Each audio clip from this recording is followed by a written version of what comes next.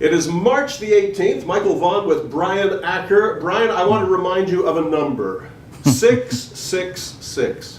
5 years ago, that's when the S&P hit its intraday low on March 9th, 2009. Wow.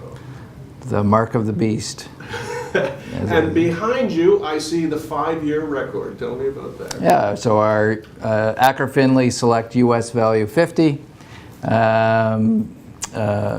from 5 years ago, February 28th, to this past February, obviously, 26.4% compounded return. So, I remember those days and sitting in this office with you, and just feeling crushed. okay. As I'm sure you did too. Absolutely, yeah. But there was a strategy, there was a plan. You told me it would be back. Yes, I did, and it was hard to stay fully invested. If we didn't stay fully invested, if we ran to cash or did anything else but what we did, you wouldn't have made 26.4% over the 5-year period. And that goes with my blog, the 10 things I did differently that crash, the 2008 crash, versus the crash of 2000 and the crash of 1987. I realized through the past 2 crashes that if I did go to cash, try to ease the short-term physiological pain, the longer-term pain would have shown up in the sense that I couldn't show the 26.4% return. I would be probably showing something substantially lower than that. So. It's a great blog at Model Price Guy. Everybody's got to read it. But I remember those days. I wanted you to sell, just to make me feel better, I think.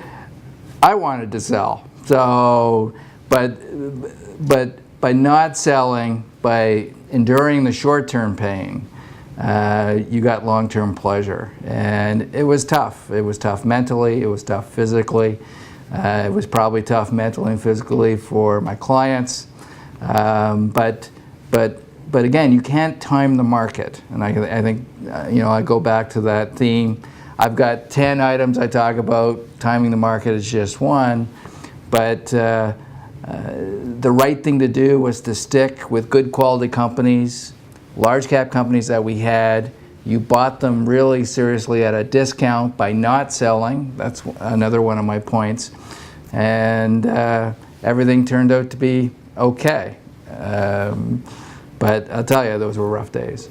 Can you see, you've been through 3? Do you think you'll be through 4 before? I think so, unfortunately. We're doing, I say we, but the central banks all over the world are doing stuff that they've never done before. We don't know what the ramifications are.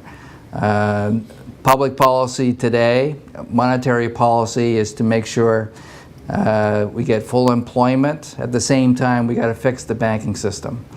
The United States has done a lot to fix their banking system. Europe has done nothing.